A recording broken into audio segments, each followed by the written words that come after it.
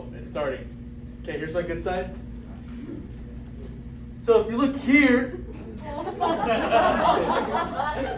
so we have something in Cartesian form. Now, this is where it gets interesting. You don't need to know accurately what to do with Cartesian form. It's okay if you just have a sketch. The biggest thing you're going to need to know is what numbers are larger than other numbers. And that's going to make sense in just a second. And so in this case, if we're plotting this Cartesian number onto an Argand diagram, you have your real axis, and then you have your imaginary axis. Which means there's a value that's going to be real and a value that's going to be imaginary. Your real value is this first term, it's the A term. And your imaginary value is going to be whatever's B. Not the I, just whatever's your B term. And so in this case, what is my A? -1. So I'm going to come backwards -1 spaces. What's my B? Also -1. There's a -1 in front of that I. Okay. So I'm going to go back -1 and I'm going to go down -1. Just read, I didn't even scale my axes. But I know now that if I were to draw from here to here, down to there, this would be representative of -1, and this would be -1. And then I've just created myself a right triangle. Okay. Now, this right triangle happens to have the same length legs, which is one part of the pattern that if some of you want to make that connection with, you know certainly how to do that. Okay, so you can just go jump straight into there. If not, then I can talk to you separate once we start doing this work. Okay. This is the first thing you got to do. Plot an arbitrary point showing where this value is. Okay, that's number one.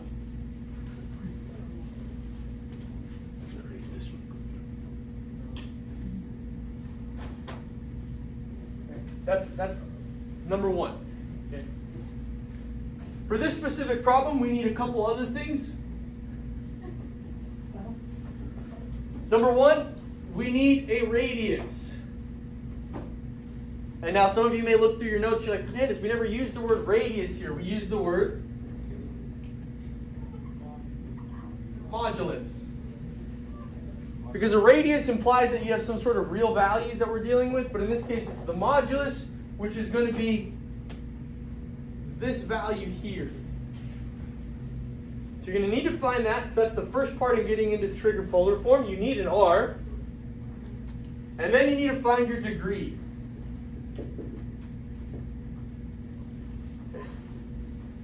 So the first thing we're going to do is actually this first part. We're going to find the radius, or in other words, this modulus that we're dealing with.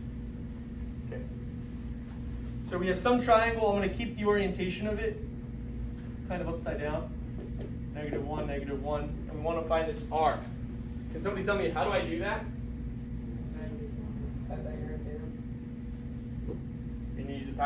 You're going to need to use the Pythagorean theorem.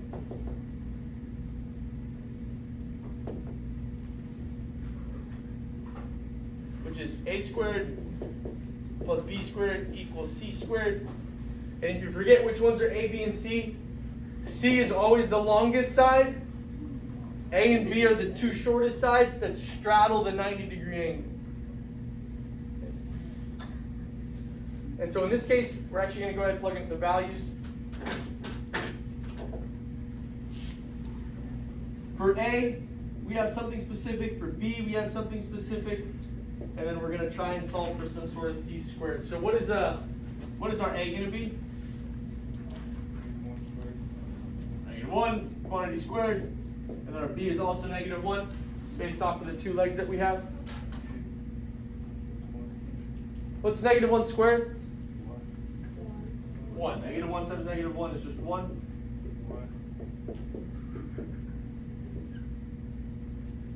Hardest question of the day. What's 1 plus 1?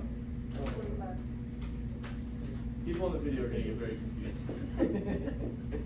Okay. We got 2 equals c squared. Now this is where some students had a lot of trouble during your last skills quiz for this stuff, as well as had trouble when you're doing the practice last week. We're not done here. C is not 2. This length is not 2. We need to do one more step, and that's taking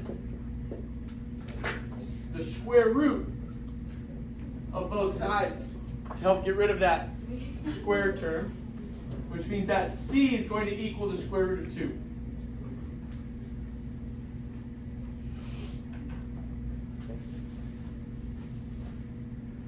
And ultimately what this means is that this value of r, or my new radius, is actually equal to the square root of 2.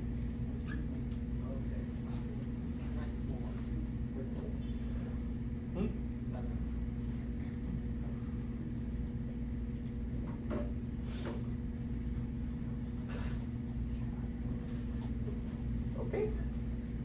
Shannon, how much coverage do I have? All the way?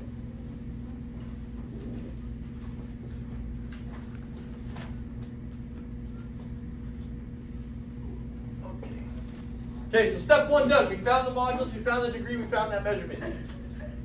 Step 2. Step 2, we need to find theta.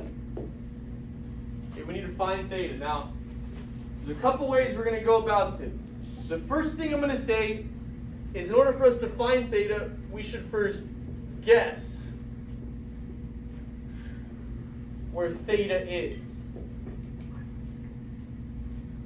Okay, then we can calculate it. Can anybody tell me what I mean by guessing where theta is? Say it again.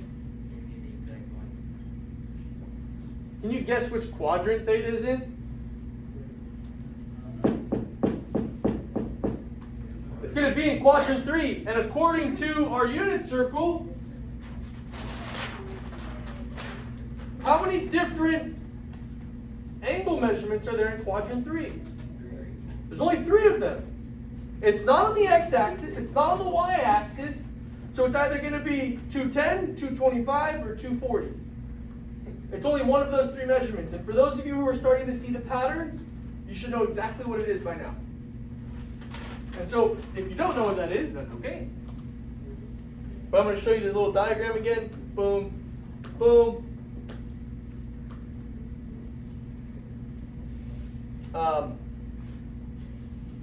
The value is in quadrant 3. So theta could be 210 degrees, 225, or 240. So that's our guess. It could be one of those 3. It could be one of those 3 because it's in that quadrant. Now, for those of you who already know, it is 225. It's 225 because with a 45-degree angle, 2 of the legs are always the same length. And because this is -1 and -1, this has to be 225 because it's going to fit right in the middle. If one's a little bit longer than the other, then you can see kind of which way it's going to swing, and you can do a better guess. But if it's the same length in both cases, then it's going to be right in the middle. So it's either going to be 225, it's going to be 45 degrees, it's going to be 135, or it's going to be 315, somewhere in that area. Okay. So let's prove that then. So in this case, there's a couple different ways that we can go about it. A lot of different ways that we can go about it. Question? Oh, we're almost done. Let's finish this real quick. Okay. So there's a lot of different ways that we can go about it, but the way that I'm going to tell you now is not going to be the mathematical way, using a calculator and stuff. Instead I'm going to have you do is use your unit circle.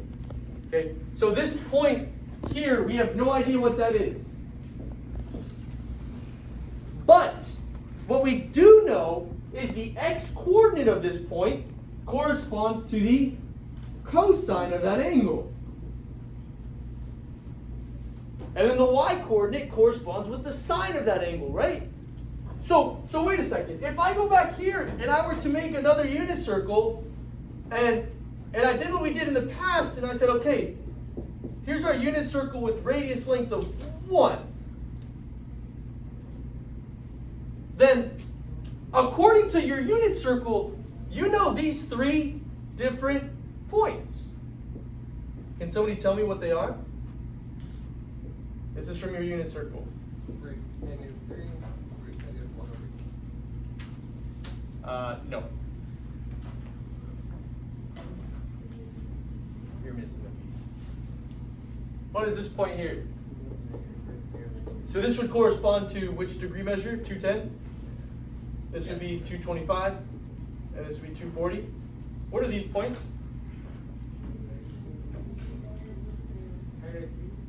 Negative root 3 over 2. Negative 1/2. And then you got negative root 2 over 2. And then negative root 2 over 2. Negative 1/2. Negative root 3 over 2. Okay, so we got those options, right? Okay, so if these are our options, almost done. Then let's pick one, sine or cosine. Yeah, your cosine from up here. I don't know what you said on him. So we're gonna pick cosine. So we're gonna check this one, and this one. And so let's take cosine of some theta is going to be, well, we have a triangle here. And so we're able to take cosine of this. And what is cosine again? Shannon made this poster a long time ago. Cosine's adjacent over hypotenuse. Adjacent over the hypotenuse. So if this is our triangle that we're dealing with here, my adjacent side is the one right next to it. So I have negative 1 over root 2. And this is where it gets weird, because do we like radicals in the denominator? No, rationalize the denominator. So we'll multiply the top and the bottom by root 2 by root 2. Which means, what's 1 times root 2? Negative root 2. And then what's root 2 times root 2? 2. So which one of these angle measurements has cosine of negative root 2 over 2? Which is 225. So this means that my theta is going to be 225. And we're done, right? No.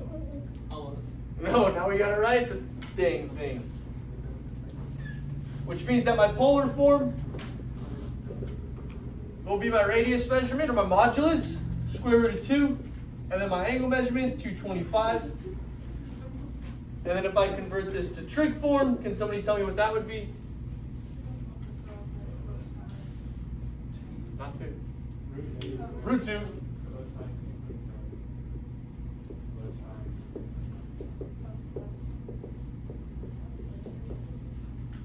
Okay, those would be your final answers. Okay, and it's a quick question. Why can't we just change out root 2 to a positive, to a 1? Why can't we change the root 2 to a 1? This root 2 Yeah. to a 1? Yeah, I thought that's what we did here. Root 2 is root 2. Root 2 is not equal to 1.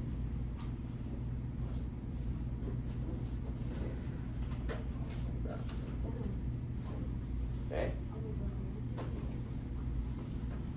That's video number 2. Okay.